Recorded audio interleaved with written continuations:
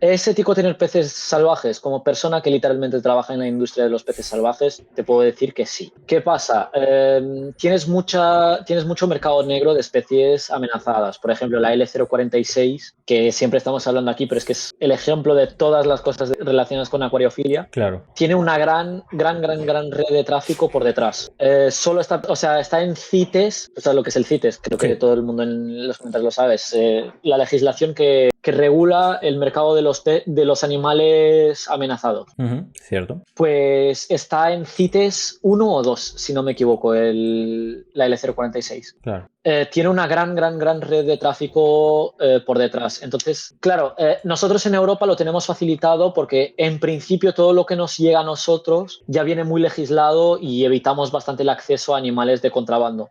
De manera que en principio para cualquier europeo que nos esté viendo, los latinoamericanos lo tienen más complicado porque literalmente están al lado de los sitios donde se hacen las capturas para muchas especies de acuariofilia, pero nosotros que vivimos en Europa lo tenemos muy regulado y muy legislado, de manera que todos los peces que recibes en casa son recolectados de manera sostenible por fuentes reputables y vamos, que tú no tienes en casa un animal que su existencia afecta si van a sobrevivir en la naturaleza o no, ¿vale? Ok. ¿Nos podías, si De quieres, hecho, en ese... Dime. te iba a decir, si quieres, puedes explicar un poco cómo es el proceso? Porque, a ver, es verdad que a día de hoy la gran mayoría de peces, vamos a decir, son reproducidos en cautividad y al final pues llevan mucho tiempo reproduciéndose en cautividad, pero aquellas especies que sí se extraen de la naturaleza, ya sea para empezar a criar con ellos en cautividad o directamente que se extraen para luego venderlos, ¿cómo sería el proceso? O sea, ¿cómo suele funcionar para hacerlo de manera legal, obviamente? Vale, mira, Un resumen. te voy a resumir la realidad que yo conozco, que es la de mi empresa.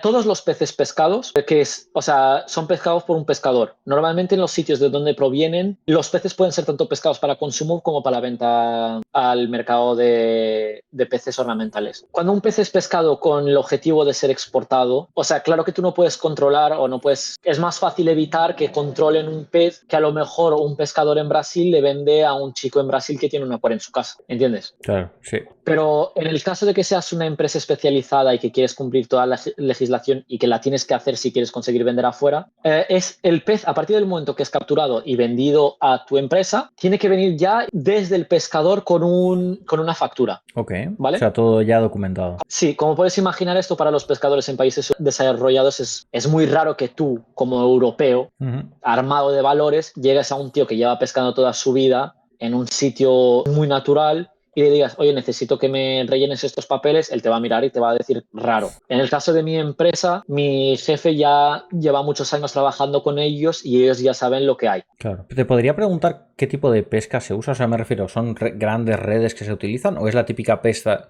de Mira, ponemos un... en el caso del disco en particular, o sea, tú tienes varios tipos de pesca para recolección. Hay Claro. gente que utiliza redes grandes de arrastre, pero también depende de la especie que estés buscando.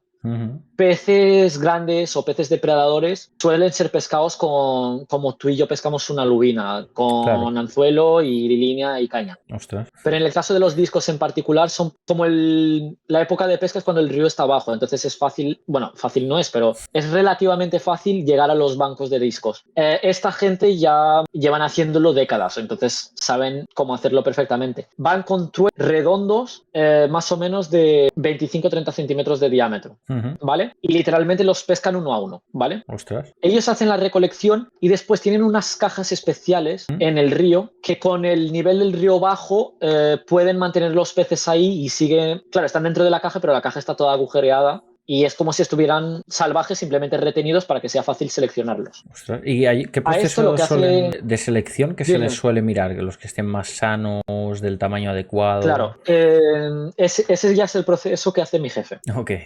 Los pescadores literalmente pescan lo que salga, les da igual, ¿vale? Porque además, a nivel de deformidades, tienes el mercado asiático, que a ellos les gustan mucho los peces deformes. Entonces, si no le venden a uno, le venden a otro. En el caso de mi empresa, mi jefe sigue los padrones de calidad más unos padrones más específicos que serían, primero, que el pez sea 100% saludable, Claro. a nivel de que no tenga ninguna deformidad, de que no le falte nada, Vale, ese sería el primer criterio. Después entramos ya en los criterios de calidad que ya engloban un pez, por ejemplo, de competición, ¿vale?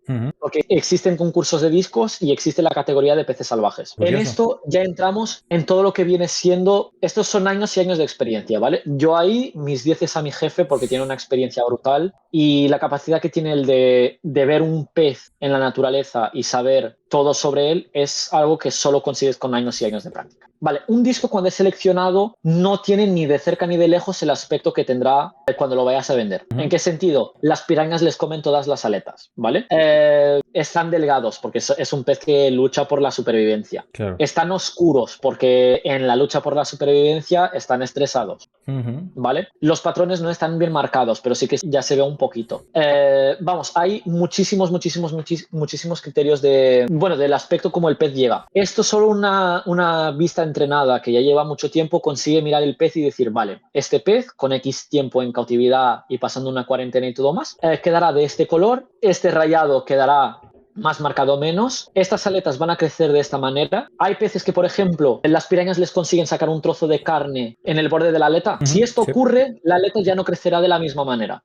O sea, puede volver a crecer, pero ya no tendrá... ¿Sabes? Ya no será clasificable para llevarlo. Piensa que mi empresa también hay muchas empresas que reciben peces salvajes. Mi empresa en particular busca un criterio de calidad mucho más alto, ¿vale? Los peces son literalmente seleccionados uno a uno. Claro, hay mucha gente que compra en cantidades y los reciben y les hacen la cuarentena y bueno, es lo que venga. Dentro de un mínimo de calidad es lo que venga, ¿vale? Claro, sí. En nuestro caso es pez a pez y muy seleccionado. Sí. Más o menos, podría preguntar al año cuántos serían importados, más o menos, en tu empresa. Mira, esto depende bastante.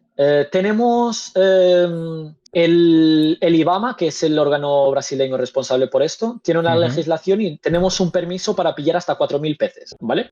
Esto se aplica... A ver, piensa que mi empresa es dedicada a los discos, pero podríamos tener otros peces si quisiéramos. Simplemente el disco es el que nos enfocamos. Claro. ¿Qué quiere decir esto? Que podrían ser 4.000 neones, por ejemplo, o 4.000 cardenales, o 4.000 escalares. ¿Vale? Claro. Pero realmente mi empresa aquí la empresa donde yo trabajo aquí en Lisboa. Sí, se entiende.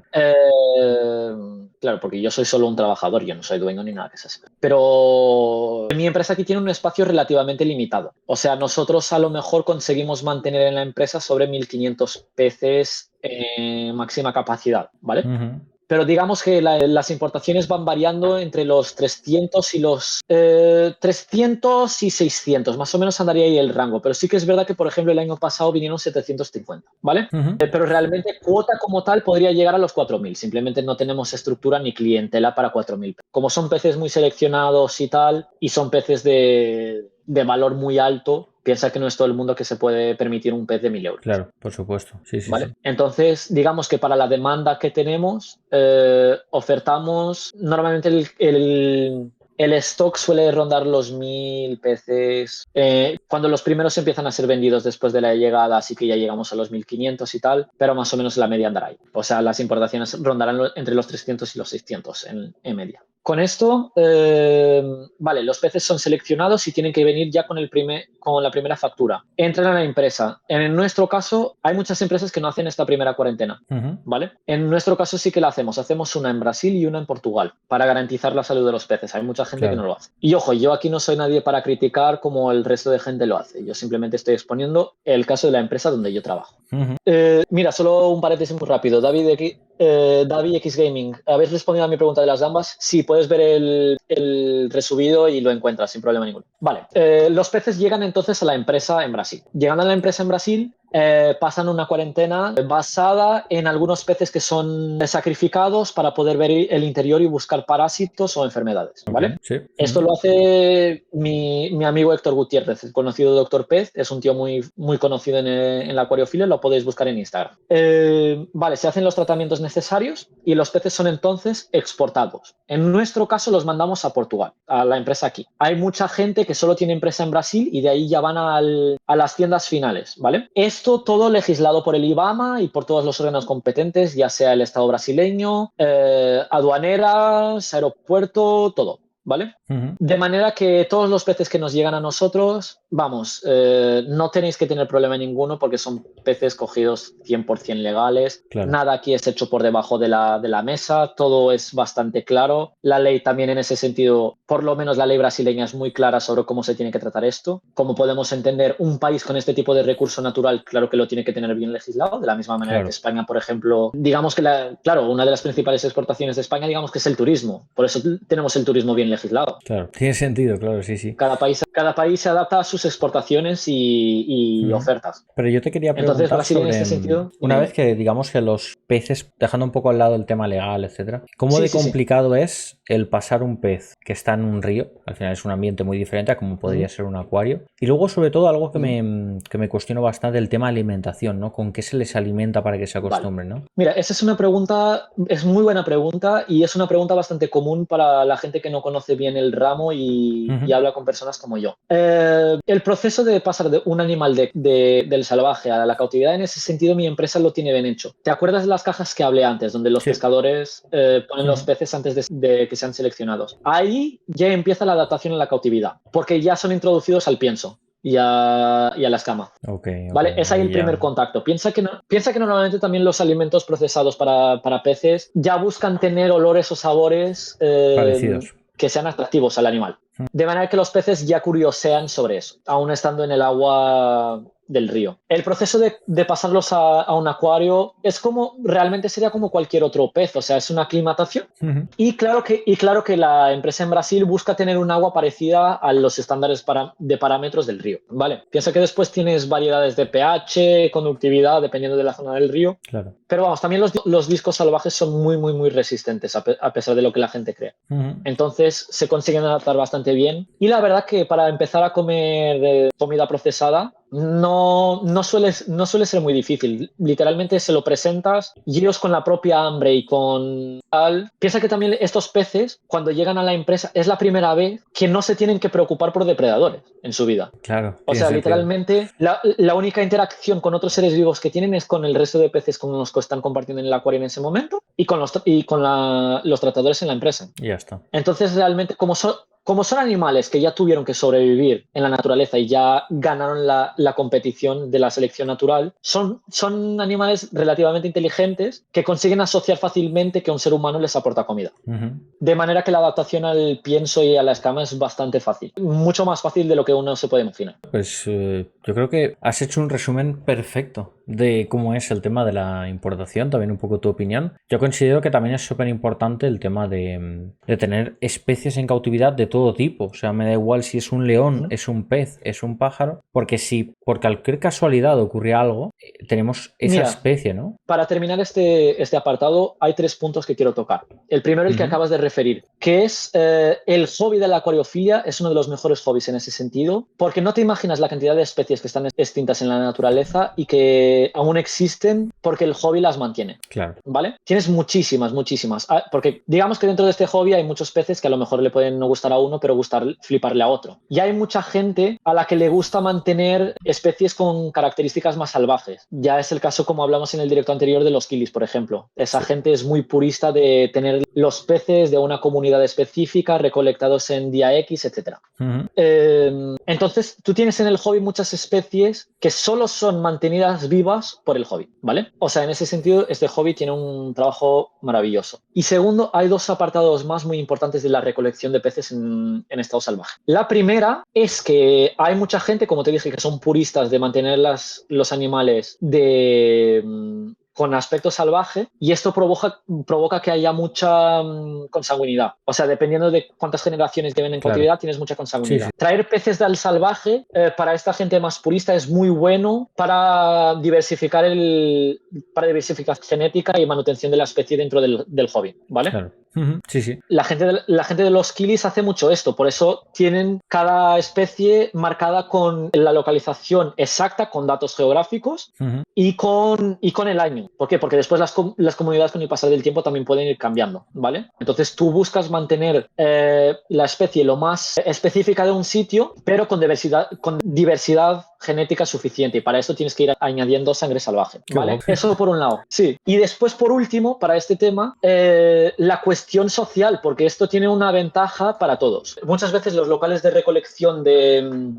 estos peces son países subdesarrollados y esto que provoca que la gente que los pesca en principio son gente muy humilde que vamos, que le hace falta dinero, así de fácil. Estás Entonces, aportando. y claro, piensa que esta gente tiene dos opciones con sus tierras. Pongo el ejemplo práctico de Brasil. Esta gente tiene dos opciones. O conservan el río de donde recolectan los peces porque es su medio de subsistencia, o si el río no les paga sus cuentas, tienen que vender sus tierras para cultivos como el óleo de palma, o sea, el aceite de palma, entre otros cultivos. Claro, entonces tú, cuando promueves este tipo de recolección sostenible, no solo estás aportando dinero a estas personas, como estás protegiendo los ambientes de donde se recolectan los peces, porque el interés del pescador es que el pez siga existiendo para que le siga pagando. Claro, Pagando sus cuentas. Porque si de repente agarra 1000 y no queda ninguno, el año que viene no va a tener nada. O sea que el propio pescador le interesa que se sigan reproduciendo y sigan existiendo ahí, claro. Exactamente. Mira, dame solo un segundo que voy a tener que poner el móvil a cargar, ¿vale? Un segundo. Sin problema, sin problema. Ya creo que ya tendríamos finalizado este tema. Sí, yo creo que ha sido una respuesta súper interesante y además no solo hablar del tema en general de exportación e importación de peces, sino que tú mismo, en la empresa en la que trabajas, tienes la posibilidad de poder contarlo en primera persona, que eso es algo que quizás no mucha gente puede contar, ¿sabes? Eso está muy bueno. Claro, sí. No, la verdad es que en ese sentido me gusta trabajar en lo que hago porque tienes esta perspectiva que mucha gente que no está informada suelen criticar sin informarse primero. O sea, el tema de captura de especies en medio natural es algo que la primera vez que lo escuchas puede sonar muy mal. O sea, ay, no, es que estás cogiendo animales que están felices en su hábitat y los estás sacando de la libertad. Sí, pero piensa que son animales que a lo mejor estuvieron estresados toda su vida por sobrevivir y que por primera vez pueden descansar y relajarse un poco si los tratas bien. Pueden comer, pueden reproducirse, pueden engordar, pueden estar tranquilos que nadie va a venir a comérselos, ¿no?